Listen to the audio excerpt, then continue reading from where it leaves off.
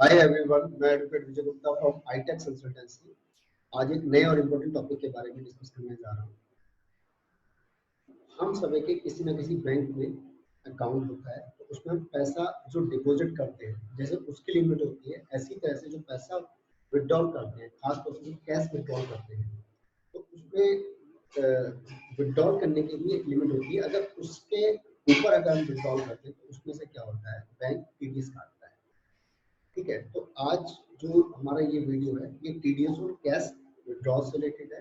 तो अपने cash withdrawal से रिलेटेड जो टीडीएस के जो रूल हैं, उनके बारे में जानने के लिए वीडियो को शुरू से लेकर लास्ट तक देखिए। इसके अलावा क्या कहते हैं, उसको लाइक करने के साथ साथ औरों के साथ शेयर भी करिए, ताकि इसकी जो ये इन्फॉर्मेशन औरों के साथ पास भी पहुंच सके। चलिए स्टार्ट करते हैं। TDS under section 194N. What is section 194N? Section 194N is applicable in case of cash withdrawal of more than ₹1 during a financial year. This section will apply to all the sum of money or an aggregate of sums withdrawn from a partner take a pair in a financial year. ऐसा होता है कि जो section 194N क्या कहता है, 194N ये कहता है कि अगर कोई भी पर्सन फाइनेंशियल ईयर में अगर 1 करोड़ रुपए से ज्यादा का कैश विड्रॉल करता है, तो उस केस में जो रिलेटेड जिस बैंक में उसका अकाउंट है, वो बैंक 1 करोड़ से ज्यादा की जितनी भी अमाउंट है उसके ऊपर टीडीएस डिडक्ट करता है। ठीक है, अब सबसे पहली बात तो the section will apply to withdrawal made by any tax payer including, मतलब कौन कौन से टैक्स पेयर्स में इंक्लूड होते हैं। ठीक है, किस में से टीडीएस कटेगा, तो एन इंडिविजुअल, कोई भी individual, Hindu undivided family, company, partnership form या एलएलपी या लोकल अथॉरिटी और एसोसिएशन ऑफ पर्सन और बॉडी ऑफ इंडिविजुअल। ठीक है, तो अगर इनके बैंक अकाउंट है, इन सब के ऊपर ये सेक्शन 194 अप्लाई होता है। इसके अलावा the following payer are covered under this section, मतलब जो पेमेंट करने वाली ऑर्गेनाइजेशन है, कौन कौन सी ऑर्गेनाइजेशन 194 के अंतर्गत कवर होती है, तो एनी बैंक, प्राइवेट और पब्लिक सेक्टर, कोऑपरेटिव बैंक और पोस्ट ऑफिस।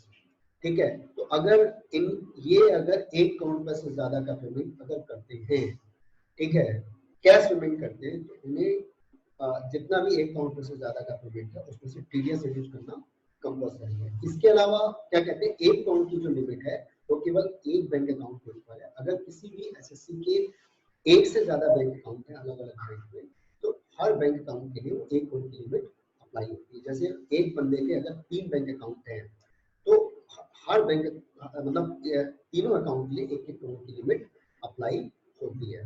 ठीक है, चलिए आगे चलते हैं।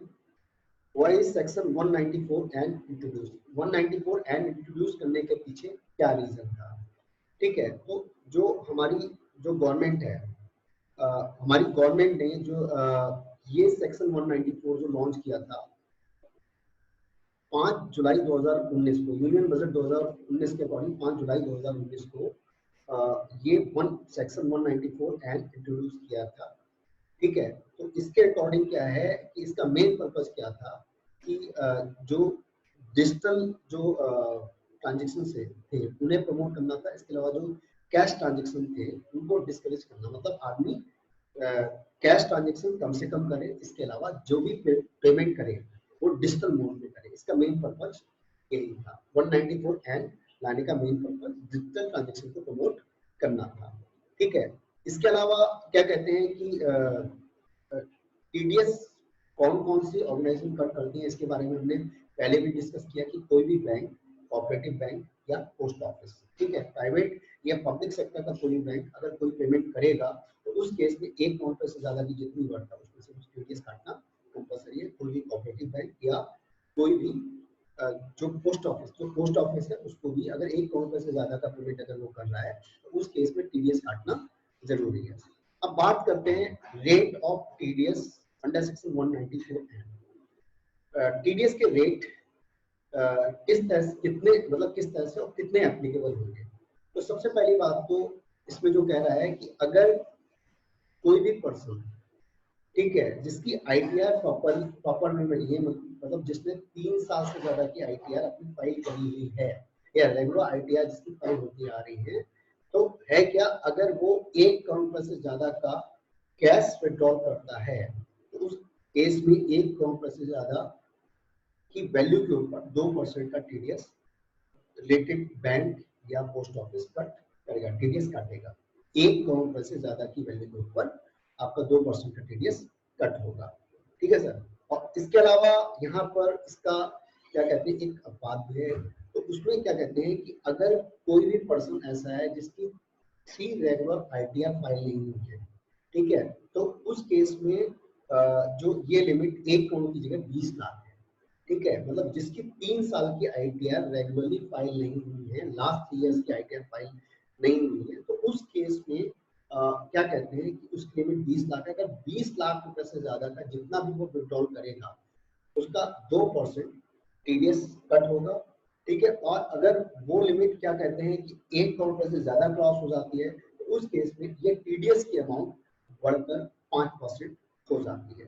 ठीक है, तो फिर से थोड़ा सा हम इसे देख लेते हैं कि अगर कोई भी पर्सन जिसकी आईटीआर 3 साल की रेगुलरली फाइल नहीं हुई है तो उस केस में अगर वो 20 लाख रुपए से ज्यादा का विड्रॉल करेगा तो उस केस में जो टीडीएस है वो 2% है। अगर ये लिमिट 1 करोड़ से ज्यादा हो जाती है, जिसने आईटीआर फाइल नहीं करी है, 3 साल की रेगुलर आईटीआर फाइल नहीं करी है, तो उस केस में टीडीएस का रेट 5% हो जाता है। और अगर जिसने आईटीआर जिसकी रेगुलर नहीं है, तो अगर वो 1 करोड़ से ज्यादा का कैश ट्रांजेक्शन अगर करता है तो उस केस में क्या कहते हैं, उसका टीडीएस का रेट 2% होता है। और इसके अलावा जो इसका मेन पर्पज ये था कि जो डिजिटल पेमेंट को बढ़ावा देगा, जो कैश ट्रांजेक्शन हो रहे हैं, ठीक है, उसको रोकना, कैश ट्रांजेक्शन को रोकना, इसके अलावा डिजिटल पेमेंट को बढ़ावा देना गवर्नमेंट का मेन पर्पज ये था। अगर वीडियो पसंद आता है तो प्लीज उसको लाइक और शेयर करने के साथ साथ शेयर करिए। इसके अलावा क्या कहते हैं, सब्सक्राइब करने के साथ साथ जो बेल आइकन है उसको प्रेस करना ना भूलें। बाकी अगर कोई आपकी कोई क्वारी या डाउट होता है तो जो मेरा पर्सनल कॉन्टैक्ट नंबर है उसमें फोन करके आप अपनी क्वारी ले सकते हैं। मेरा पर्सनल कॉन्टैक्ट नंबर 9625122106 है। Thank you.